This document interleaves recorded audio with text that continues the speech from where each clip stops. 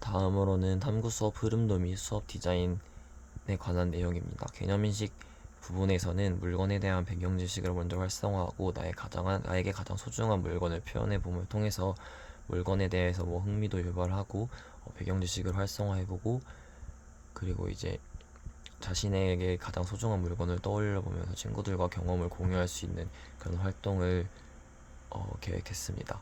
개념 연결 측면에서는 이제 물건이 어떻게 만들어지고 어떤 기능을 가지고 있는지 선정한 물건의 제작 과정 및 기능을 조사해보고, 그것 내용을 바탕으로 보고서를 작성하는 측면에서 개념 연결 부분을 생각해봤고, 개념 전이는 이제 발표와 토론을 통해서 보고서에 대한 발표와 토론을 통해서 들은 내용을 바탕으로 그 물건을 개선하기 위해서 어떠한 방법이 있을지 생각해보고 아이디어를 공유합니다.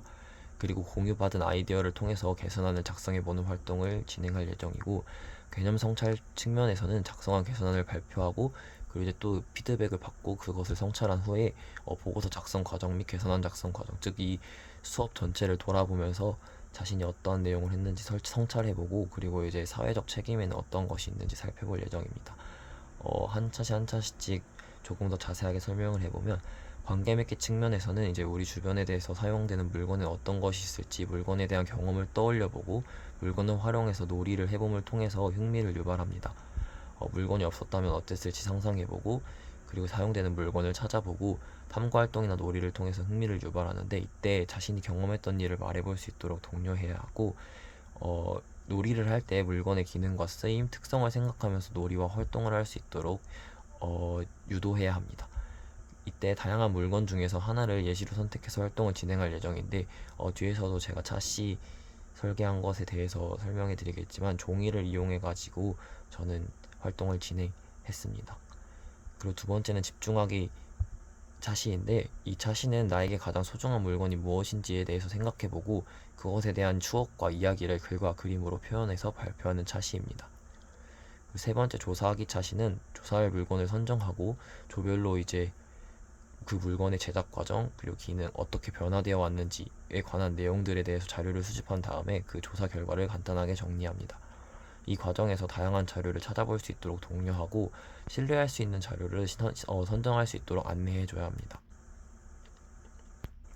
그 네 번째 조직하기 측면에서는 이제 조사한 내용을 보고서로 작성할 때 어떻게 논리적으로 작성할 수 있는지에 대해서 생각해보면서 보고서를 실제로 작성하는 차시인데, 이때 물건의 제작 과정 및 기능을 조사한 자료를 바탕으로 보고서에 들어갈 내용을 선택하고, 교사가 제공하는 보고서 양식에 맞게 보고서를 작성한 후에 교사에게 피드백을 받는 형식으로 수업이 진행될 예정입니다.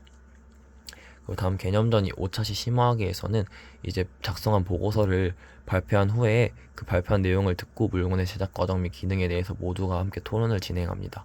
토론을 진행하고 다른 조에서 발표한 내용에 대해서 그 물건을 개선할 수 있는 아이디어에 대해서 서로 얘기해보고 토론하는 과정을 통해서 공유를 진행합니다. 그리고 6차시 전이하기에서는 공유받은 아이디어를 바탕으로 해서 물건을 개선하기 위한 개선안을 작성합니다.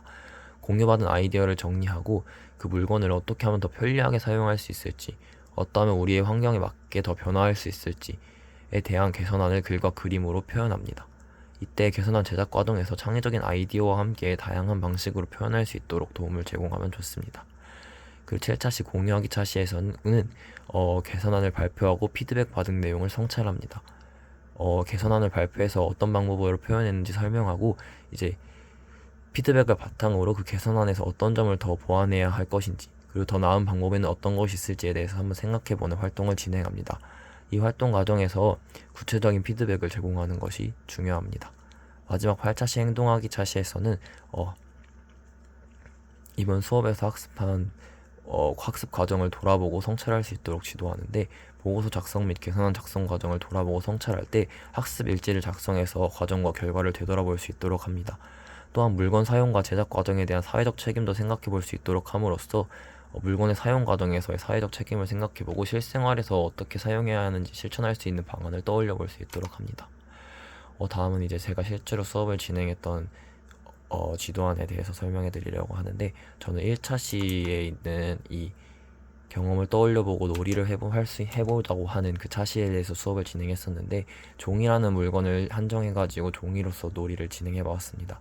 먼저 종이가 없는 상황을 상상해보고 종이를 활용해서 놀이해본 경험, 그리고 다양한 물건에 대한 경험을 이야기해보고 떠올릴 수 있도록 합니다. 그리고 이제 종이를 살펴보고 먼저 종이놀이 하기 전에 종이를 탐구해보는데, 종이를 살펴보고 만져보면서 종이에 어떤 특징이 있는지를 눈으로도 살펴보고 손으로도 느껴볼 수 있게 합니다.